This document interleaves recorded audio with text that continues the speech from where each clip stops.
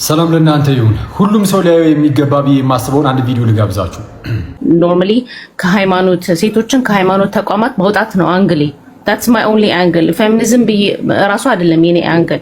ሴቶች ከሃይማኖት ስርዓት ውስጥ ከወጡ ወይም ከሃይማኖት አስተሳሰቦች ውስጥ ከወጡ it's just only natural. Anyway, I'm so glad to see that you guys are coming to the realization that religion is actually a weapon formed against women. ለሴቶች ጠላት የሆነ ኢንስቲትዩሽን ነው ራሱ። for some ለአንዳንድ ወንዶች ሊጠቅማቸው ይችላል፣ ስትራክቸር ስለሚሰጣቸው ቢሄቪየራቸው ማኔጅ ስለሚያደርግ ሊጠቅም ይችላል። ግን ለሴት ግን ኮምፕሊትሊ ካውንተር ኢንቱዊቲቭ የሆነ አጌንስት የሆነ አእምሯን እንትን ካለችበት ከፍታ አውርዶ መሬት ላይ የሚያስቀምጣት አይዲዮሎጂ ነው ብዬ ነው ማስበው። በብዙም ከዛ ከዶክተር ማህሌት ጋር በጣም እስማማለሁ። ያ ሳይኪ ዲቨሎፕ ሲያደርግ በልጅነት በጣም ዲፊካልት ነው ከዛ ውስጥ መውጣት። it took us a long time by the way እንደዚህ ሰብረን ወተን ለመናገር በሃይማኖት ላይና ሃይማኖት በጣም መመታት ያለበት አይዲዮሎጂ ይሰበር እንደሚባለው መሰበር ያለበት ነገር ብዬ ነው ማስበው። የልጆቻችን ሳይኪ ላይ የተጫወተ ያለ የሴቶቻችን ላይ ምንድነው ወደ ኋላ ያስቀረት። ኦኬ እንግዲህ እንደሰማችሁት እነዚህ የፌሚኒዝም ሙቭመንት አራማጅ እህቶች ምን እያሉ ነው? ሃይማኖት ቃል በቃል ማለት ነው መመታት ያለበት መሰበር ያለበት ነገር ነው። እህቶችን አሁን እንደውም የምሰራው እህቶች ላይ አለች ከሃይማኖት እስራት ውስጥ እንዲወጡ ነው። ስለዚህ ሃይማኖትን እንዲተው ነው። ቅዱስ ጳውሎስ በመጀመሪያ የተሰሎንቄ መልእክቱ ምዕራፍ 5 ቁጥር 22 ላይ አንድ የሚናገሩ ቃል አለ። ይህ ምንድነው? ከማናቸውም አይነት ክፉ ነገሮች ራቁ ይላል። በቃ አለቀ። ከዚህ በላይ ኢቪል ወይም ከዚህ በላይ ክፉ ነገር ሊገኝ አይችልም። በነገራችን ላይ ሴቶችን ከሃይማኖት ማስወጣት ነው ያለብን ሲሉ በሌላ አማርኛ ምን እያሏችሁ መሰላችሁ? ለክርስቲያኖች በተለይ ከክርስቶስ ኢየሱስ መነጠል አለብን እያሏችሁ ነው። ስለዚህ አሁን ምርጫው የእናንተ ነው። ወይ ክርስቶስ ኢየሱስ ወይ ፌሚኒዝም። እህቶችን ወይም ህፃናትን ተጨቆኑ ብሎ ምናምን ሀሳብ መስጠት ወይም ድምፅን ማሰማት ጥሩ ነው፣ እዚህ ላይ መስራት። ይህንን ለመስራት ግን ፌሚኒስት መሆን አይጠበቅባችሁ። ፌሚኒዝም ይሄ ብቻ አይደለም ጉዳዩን እንደምታዩት ከክርስቶስ የሚነጥል አጋንንታዊ ነገር ነው። ይቅርታ ይህንን ቃል በቃል እንደዚህ ስላልኩት ማለት ነው። እና በጣም ጥንቃቄ ይፈልጋል። ክርስቲያን የተባላችሁ እህቶች፣ ወንድሞች መቼስ እንደዚህ ነገር ውስጥ አትገቡ።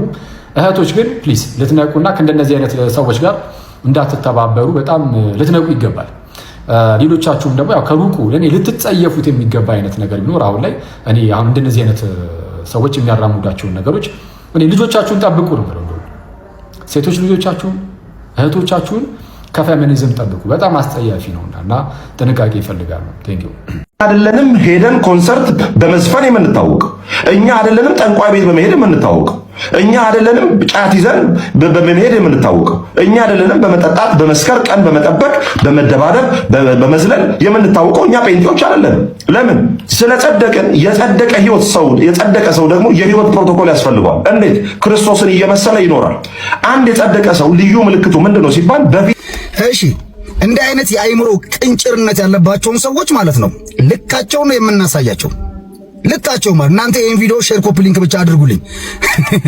ሰማ ወንድም አለ ስለምንድን ነው የምታወራው? እኛ እኮ አንተ የዘረዘርካቸውን ነገሮች ሁሉ አናደርግም ያለን ሰዎች እኮ አይደለም። ስላደረግነው ነገር ግን ሁሉ ጊዜ እግዚአብሔር ፊት ቆመን ኃጢአታችንን የምንናዘዝ ስለ በደላችን ደግሞ የምናለቅስ አማኞች ነን። አንተ የዘረዘርካቸውን ነገሮች ሁሉ እናንተ ሐላል እኮ ነው የምታደርጉት። አንተ የዘረዘርካቸውን እነዚህ ነገሮች አልፎ አልፎ ምዕመናን ላይ ልታዩት ትችላለህ። አንተ የዘረዘርካቸውን ግን አገልጋዮች ላይ አይተናቸዋል እኮ። ሲጀመር እኛ እያልክ ደጋግመህ ተናግረሃል። አንተ ማን? እናንተ እነማን ናችሁ? አንተ የትኛው ድርጅት ውስጥ ነው ያለው? ልሳንን ከሚቀበሉ ከማይቀበሉ ነህ? የልጅነት ጥምቀትን ከሚቀበሉ ከማይቀበሉ ነህ? ከመሰረተ ክርስቶስና ከሙሉ ወንጌል ነህ? እናንተ እኛ እያልክ ታወራለህ። አንድ ወንድማችንን እኮ ታውቃላችሁ፣ አንድ ሰሞን ስታብጠለጥሉት ነበር። ያውም እዚህ ዕቅበተ እምነት ላይ ይሰራ የነበረ ወንድም አንዲትን ልጅ አታለለ፣ ቃመ፣ ጠጣ እያላችሁ ስለ ጥንቁልና ታወራለህ። አንተ ሞራል ኑሮ እንደ መሀይም ደፋር የለም ይላሉ። የእናንተ ነቢያት ጥንቁልናን ይፈበርኩት የለ እንዴ? በየጊዜው ቸርች ውስጥ ማን ነው ጠንቋይ ያልሆነ ነቢይ? በናይጄሪያና በሱዳን ድግምቶች አበዱ ነቢያት አይደል እንዴ ያሉ? አንተ ጥንቁልናን ደግሞ ከእናንተ ነቢያት በላይ ማን ያውቀው ይችላል? አየ የምዕመኑ የግል ችግርና ኃጢአት የቤተ ክርስቲያን ዕውቅናና ላይሰንስ አይደለም። እኔ የምሰራው ኃጢአትና በደል ቤተ ክርስቲያን የፈቀደችልኝ አይደለም፣ የሥጋ ድካም ያመጣብኝ ነገር እንጂ የቤተ ክርስቲያን ዕውቅና አይደለም። አንተም ግብረ አበሮችም ታውቁታላችሁ። የኢትዮጵያ ኦርቶዶክስ ተዋሕዶ ቤተክርስቲያን የዘረዘርካቸውን ነገሮች በሙሉ ኃጢአትና ነውር ነው ብላ እንደምትሰብ። ስለዚህ ጴንጤ አማኝ አይጨፍርም፣ አይደባደብም፣ አይጠጣም፣ ኮንሰርት አይገባም። በአዲስ አበባ ብቻ እኔ አዲስ አበባን ስለማቅ አብዛኛውን መሸታ ቤት፣ አብዛኛውን ስጋ ቤት ቪቪአይፒ ያስከፈቱት የእናንተ ፓስተሮች ናቸው። ገለል ያለ ቦታ ቁጭ ብለው ምን እንደሚያደርጉ እናውቃለን። አትመጻደቅ። ይሄን ሁሉ ኃጢአትና በደል ለኛ ለኦርቶዶክሳውያን ሸልመሃል። ነገር ግን ኮንሰርትም ቢሆን በእናንተ ይብሳል። ጥንቁልናም ቢሆን አንደኛ ናችሁ። ጫት መቃምም ቢሆን ዕቅበተ እምነት ላይ የሚሰሩ ልጆች ዕቅበተ እምነት ከመግባታቸው በፊት ነክሰው ይገባሉ። ያውም ተርዚና እዚህ ቲክታክ ፕላትፎርም ላይ ያሉ የምንወዳቸው የምናከብራቸው ከልጅነታቸው ጀምሮ ከእናት ከአባታቸው ጴንጤ የሆኑ እዚህ ጌም የሚጫወቱ እኔ በግሌ የማከብራቸው ብዙ ተከታይ ያላቸው ብዙ ኦርቶዶክሳውያን የሚወዳቸው ጌመሮች አሉ። ልባቸው ንጹሕ የሆነ ነገር ግን ሲዘፍኑ እናያቸዋለን፣ ሲጠጡ እናያቸዋለን። እነሱስ ጸድቀው የለ እንደ የጽድቅ ስራ ነው የሚሰሩት። ሌላው ደግሞ ንገረኛ አስታጥቀኝ ካልክ ደግሞ በኢትዮጵያ የሙዚቃ ታሪክ ውስጥ የሙዚቃ አቀናባሪ የሆኑት እነማን ናቸው? 90% የጴንጤ እምነት ተከታዮች ናቸው ሙዚቃ የሚያቀናብሩት። ታውቃቸዋለህ በስም ዝርዝር። ስለዚህ ይሄ በመመጻደቅ የቀነጨረውን አይምሮውን ሰፋ አድርገው። በመጨረሻ አንድ ነገር ልበለ፣ ኮንሰርት የምንጨፍረው እኛ ነን፣ ጠንቋይ ቤት የምንሄደው እኛ ነን፣ ጫት የምንቀመው እኛ ነን፣ ሰክረን የምንደባደበው እኛ ነን። ይሄን እናንተ አታደርጉም። ነገር ግን ይሄ የመጨረሻ ቪዲዮ ነው፣ አዳምጠው። የቤተ ክርስቲያኗ ትልቅ ሽማግሌ አባት ፓስተር ናቸው ይህን ንግግር የተናገሩት። ወንድ ፓስተሮቻችሁ ሕፃናት ወንዶችን ከቸርች ጀርባ ይደፍራሉ። እናንተ ቤት ግብረ ሰዶም ምን መልክ እንዳለው ከዚህ በላይ ምስክር።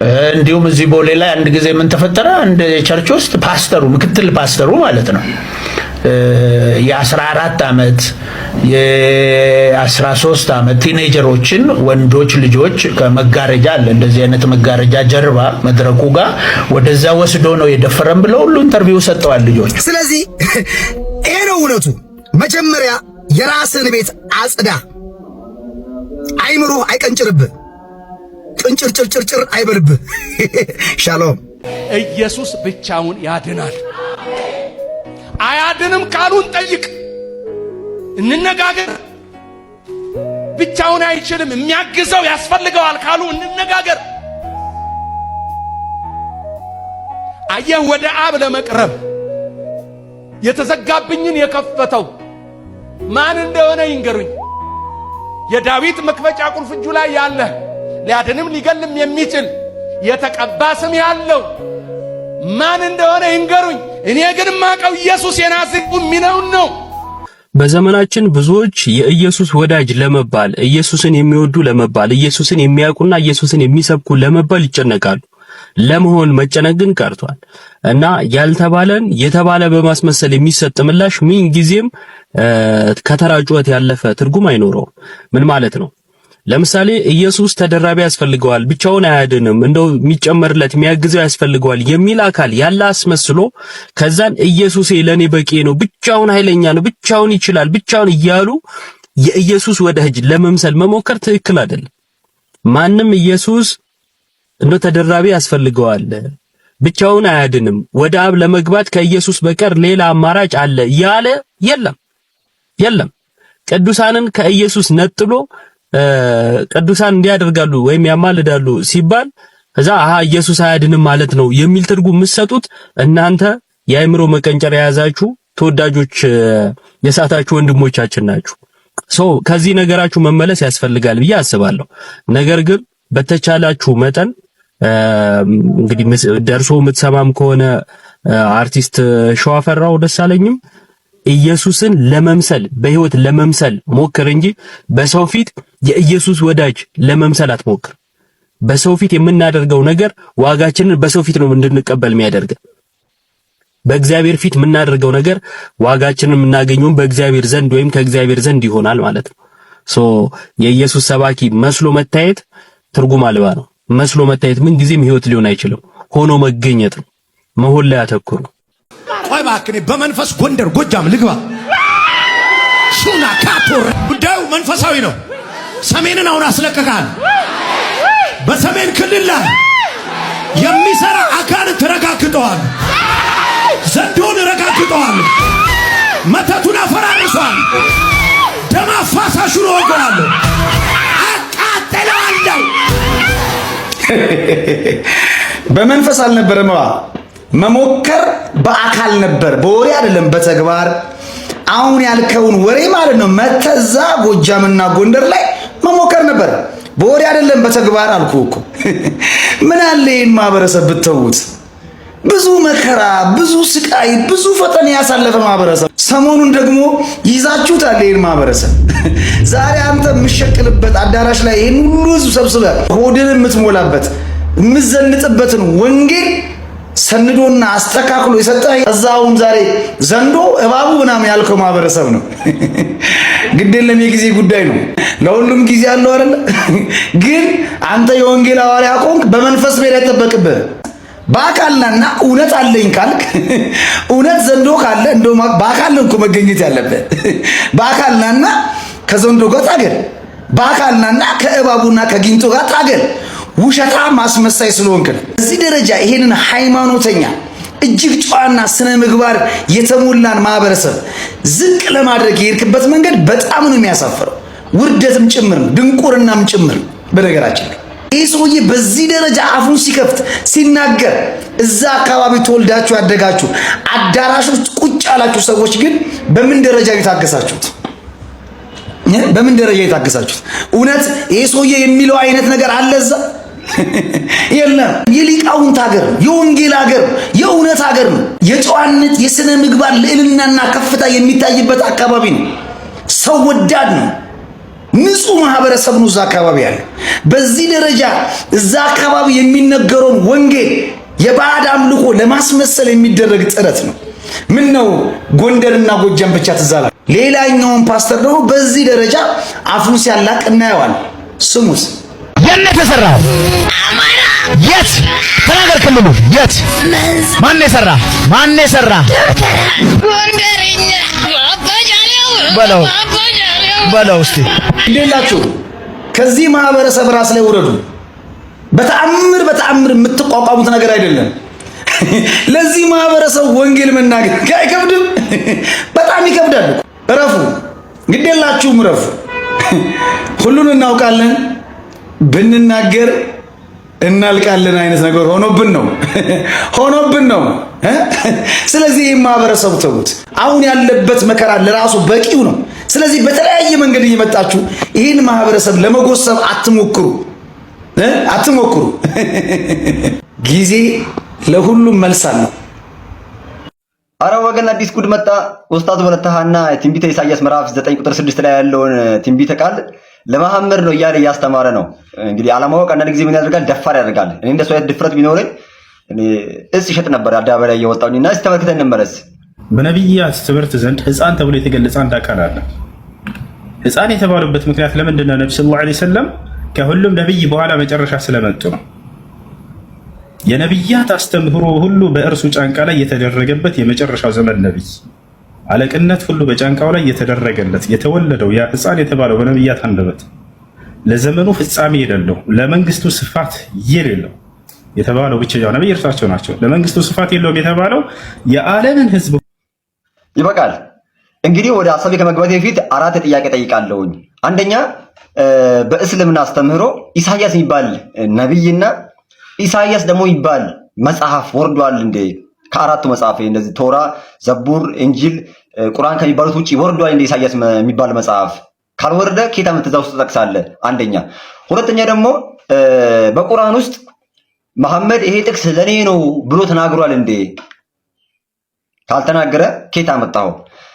ሶስተኛ ጥቅሱ ላንብላችሁና ጥያቄ እንቀጥላለሁ። እንደዚህ ይላል ጥቅሱ ሕፃን ተወልዶልናልና ወንድ ልጅም ተሰጥቶናልና አለቅነትም በጫንቃው ላይ ይሆናል። ስሙም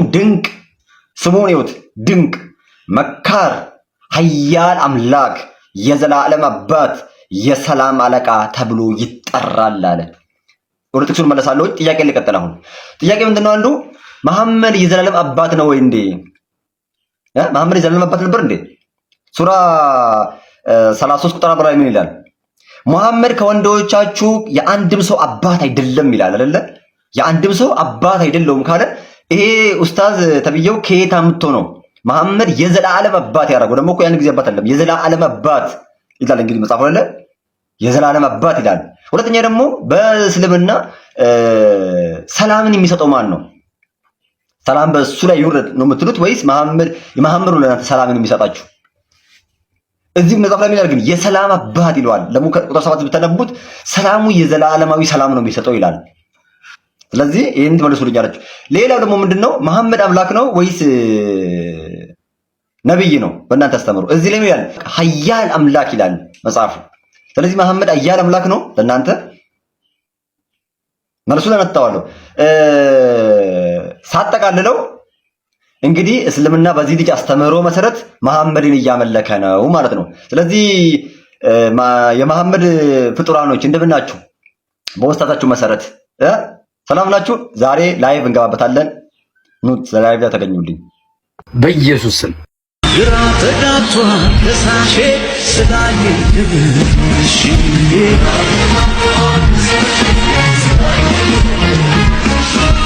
አይወድማ ሲከናወን አይወድማ ከፍታ አይወድማ ለሱሉ ወጣ አይወድማ ደስታ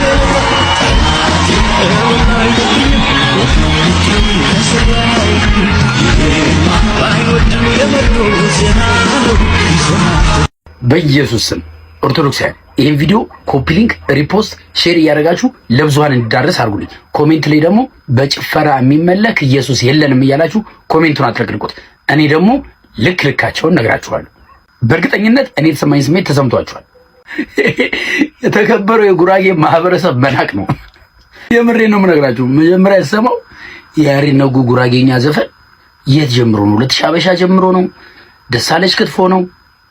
ቶቶስ ጀምሮ ነው ወይስ ደሳለኝ ነው ምናምን እያልኩ ግራ ገብቶኝ ነበር። በኋላ ከመድረክ ያለውን ጽሑፍ ሳነብ አይደል እንዴ ነገሪ መሆናችሁን ያወቅሁት።